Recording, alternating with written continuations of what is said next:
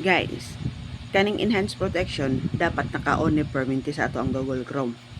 Kani atong Google Chrome guys, dagat kay mga settings para rapud na sa ato ang mga account o para sa safety ang atong cellphone nga dili pasukan og any viruses samot nag sa mga website nga atong gina-open, di ba?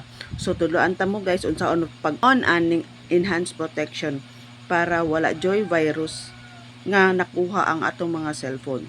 Okay, tanawa lang ni. Sayon ra kaay ni no. Nalang mo'y kailangan i-on ani kay para dili jud mabutangan og virus ang ato ang mga cellphone. So kaning Chrome guys, dako kay ni siya tabang para sa ato sa wala pa kabalo diha paminaw mo diri. Luan ta mo kung unsaon. So tap nato ning Chrome. 3 dot diri sa kilid sa atong tapat sa atong profile.